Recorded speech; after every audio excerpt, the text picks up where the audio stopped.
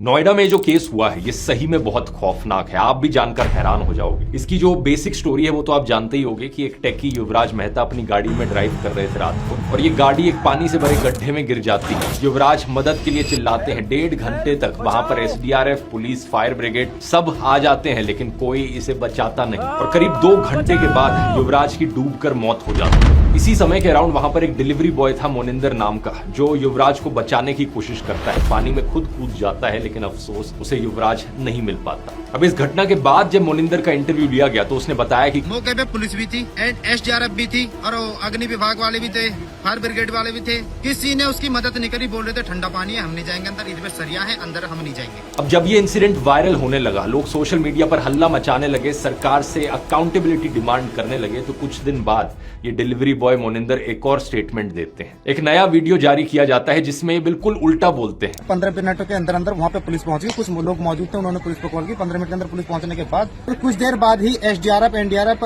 Fire brigade सब ही समय पर पहुंच चुके थे। उन्होंने पूरी मशक्कत के बाद लगभग कुछ समय बाद ही उसे बहुत जल्दी रेस्क्यू कर लिया था लड़के को। अब आप सोचोगे आखिर सच क्या है। मोनिंदर से जब एक और बार फिर पूछा गया तो उसने फाइनली हिम्मत जुटाकर हिंदुस्तान टाइम्स को सारा सच बता दिया। उसने बताया कि कैसे पुलिस ने उसे थाने बुलाया है, एक स्क्रिप्ट दी और जबरदस्ती पुलिस के फेवर में वीडियो रिकॉर्ड उससे करवाया गया। पुलिस ने उसे 4.5 घंटे तक पार्क में बिठाकर रखा था और धमकाते हुए कहा था 5-10 दिन के लिए गायब हो जा, केस तो 2-3 दिन में मीडिया से हट ही जाएगा लेकिन तू तो यहीं रहता है। सोचकर देखो दोस्तों, सरकार एक तो कितनी निकम्मी है कि बेसिक फैसिलिटीज तक सिटीजंस को नहीं प्रोवाइड कर पा रही है, और दूसरा जब सच सामने आता है तो गुंडों की तरह बिहेव करते हैं सच को दबाने के लिए। मैं आपको बता दूं, जिस सड़क पर युवराज ड्राइव कर रहे थे उस सड़क का डिजाइन देखो। ऐसे 90 डिग्री के एंगल पर कहीं किसी डेवलप्ड कंट्री में आपको कोई सड़क नहीं दिखेगी। पहले तो इतने घटिया तरीके से एक सड़क बनाई गई, दूसरा कोई बैरियर तक नहीं लगाया गया, और तीसरा जब मदद की जरूरत थी ना तो वहां की एडमिनिस्ट्रेशन, पुलिस या फायर ब्रिगेड के पास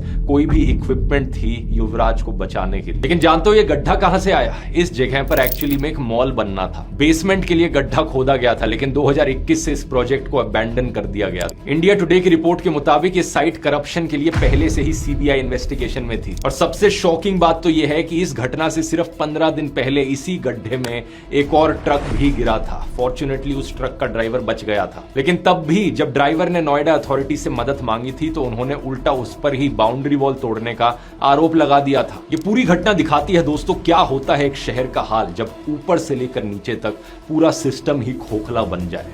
नोएडा में बीजेपी की ट्रिपल इंजन सरकार है, ऊपर से लेकर नीचे तक सब कुछ बीजेपी के कंट्रोल में है। यहां तक कि नोएडा की डीएम पता है कौन है? ज्ञानेश कुमार की बेटी।